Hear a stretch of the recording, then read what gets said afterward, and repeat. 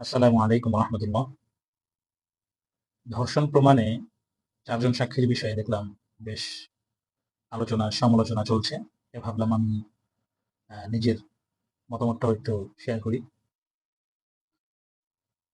আল্লাহ তাআলা যখন এই আয়াত নাজিল করলেন, ওয়াল্লাযীনা ইয়ারমুনাল মুহসানাতি সুম্মা লাম ইয়াতু বিআরবা'তি শুহাদা'a ফাজলিদুহুম ৮০ জালদা। আয়াতটা নাজিল হয়েছে মূলত ইফকের ঘটনাকে কেন্দ্র করে। অর্থাৎ হযরত আয়েশা রাদিয়াল্লাহু তাআলা আনহা ওনাকে যখন অপবাদ দেওয়া হয়েছিল, পরবর্তীতে আল্লাহ তাআলা এই আয়াত নাযিল করেন যে, যখন কোনো মুমিন নারীর ব্যাপারে কোনো অপবাদ দেওয়া হয়, যদি তোমরা ৪ জন সাক্ষী না আনতে পারো, তাহলে ফাজলিদুহুম ৮০ জালদা, ৮০ টা বেত্রাঘাত তোমাদেরকে দেওয়া হবে। তো এখানে মূলত মূল যে বিষয়টা বা যে উদ্দেশ্য সেটা হচ্ছে অপবাদ আ কেউ যদি কাউকে দেয়, তাহলে সেক্ষেত্রে এটা প্রমাণ করার জন্য ৪ জন সাক্ষী নিয়ে আসতে হবে। বিশেষ করে ধর্ষণের অপবাদ। আমাদের সমাজে আসলে অপবাদ এটাকে মানে অপরাধ হিসেবে গণ্য করা হয় না। কিন্তু ইসলামী বিধান অনুযায়ী অপবাদ এটা খুবই গুরুতর একটি অপরাধ। তো যাই হোক, সেটা ভিন্ন আলোচনা। তো এই ধর্ষণ প্রমাণে ৪ জন সাক্ষী নিয়ে আসতে হবে। ৪ জন সাক্ষী না আনতে পারলে আ আ মানে দেখা যাচ্ছে বিপরীতে যে এই কথা বলবে তাকেই ৮০ টা বেত্রাঘাত তাকে দেওয়া হবে। সে শাস্তির সম্মুখীন হবে। তো এটা আসলে অনেকটা অসম্ভবের মতোই প্রায়। এটা যে কেবল আমাদের আমরা যে মুসলমান আমরা এ এই জামানার মুসলমানদের যে আমাদের কাছে একটু অন্যরকম লাগে, বিষয়টা এরকম না। বরং যখন এই বিধানটা নাজিল হয়েছিল, তখনই এটা জিজ্ঞাসা বা প্রশ্নের মুখোমুখি হয়েছিল এই বিধানটা। স্বয়ং সাহাবা একরামদের মধ্যে থেকেও অনেকেই বা কেউ আল্লাহ রাসূল সাল্লাল্লাহু আলাইহি ওয়াসাল্লামকে এই বিধান সম্পর্কে জিজ্ঞাসা করেছিলেন যে, ইয়া রাসূলুল্লাহ, আমি যদি আমার স্ত্রীকে কারো সাথে কোনো অপকর্মে লিপ্ত দেখি, সেক্ষেত্রে কি আমি ৪ জন সাক্ষী নিয়ে আসবো? ৪ জন সাক্ষী আনতে তো সে তার কাজ শেষ করে ফেলবে। যা করার সে করে ফেলবে। এটা কিভাবে সম্ভব?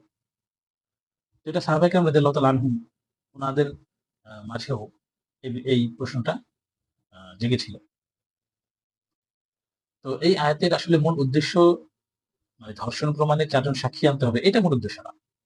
এবং এই বিধানের মূল উদ্দেশ্য হচ্ছে অপবাদকে সমাজ থেকে আ দূর করা। যেমন আমরা বর্তমান সময়ে দেখি যে আ প্রেমের সম্পর্ক ছিল, কিন্তু পরবর্তীতে আ কোনো একটা শত্রুতার কারণে অথবা পারিবারিক শত্রুতার কারণে বা যেকোনো কারণে মিথ্যা মামলা দিয়ে দেয়। ধর্ষণের মামলা দিয়ে দেয়, নারী নির্যাতনের মামলা দিয়ে দেয় মিথ্যা। আর নারীরা যখন এ ধরনের মামলা দেয়, সেক্ষেত্রে দেখা যাচ্ছে যে তাদের ওভাবে সাক্ষ্য প্রমাণেরও তেমন একটা প্রয়োজন হয় না। তো এই যে মিথ্যা মামলা, মিথ্যা অপবাদ, এগুলো থেকে সমাজকে পবিত্র রাখার জন্য মূলত এই বিধানটা। এর অর্থ এটা নয় যে ধর্ষণ প্রমাণের জন্য এটা করা লাগবে। বরং ধর্ষণ প্রমাণের আরো অনেক পদ্ধতি রয়েছে। এই বিষয়টা নিয়ে আমি আমার উস্তাদকে প্রশ্ন করেছিলাম ক্লাসের মধ্যে যে ৪ জন সাক্ষী বিষয়টা এটা তো কঠিন। তাহলে এভাবে ধর্ষণ কিভাবে প্রমাণ করবে বা অপরাধটা কিভাবে প্রমাণিত হবে? আমার ওস্তাদ বলেছিলেন যে এই ৪ জন সাক্ষীর যে বিষয়টা এটা হচ্ছে ওর মূলত যদি অপরাধী বা অভিযুক্ত সে যদি অস্বীকার করে তার অপরাধ, অস্বীকার করা সত্ত্বেও যিনি বাদী তিনি যদি ৪ জন সাক্ষী নিয়ে আসেন যে হ্যাঁ, সে এই কাজটা করেছে। অস্বীকার করা সত্ত্বেও এই ৪ সাক্ষীর উপর ভিত্তি করে কিন্তু সে অপরাধী হিসেবে সাব্যস্ত হবে। আর আ সে অস্বীকার যেটা সেটা ধর্তব্য হবে না। কিন্তু যদি অভিযুক্ত যদি অপরাধ স্বীকার করে, সেক্ষেত্রে কিন্তু আর ৪ সাক্ষীর প্রয়োজন নেই। আর এই অপরাধ স্বীকার করা বা স্বীকার করানোর যে সকল বৈধ পদ্ধতি রয়েছে সেগুলো অবলম্বন করাতেও ইসলামের কোনো বাধা নেই, কোনো নিষেধ নেই। যেমন সে যদি নিজেই স্বীকার করে নেয় যে হ্যাঁ, আমি এটা করেছি, তাহলে তার স্বীকারোক্তি হিসেবে সে অপরাধী সাব্যস্ত হবে। অথবা এমন পরিস্থিতি তৈরি করা বা এমন তথ্য প্রমাণ তার সামনে উপস্থাপন করা যে স্বীকার হতে বাধ্য হয়। যেমন মেডিকেল টেস্ট, ডিএনএ টেস্ট ইত্যাদি। এগুলো যদি আ তার সামনে উপস্থাপন করা হয় এবং এর প্রেক্ষিতে যদি সে স্বীকার করে নেয় যে হ্যাঁ, সে এই কাজটা করেছে, সেক্ষেত্রে কিন্তু আর এই ৪ সাক্ষীর প্রয়োজন নেই।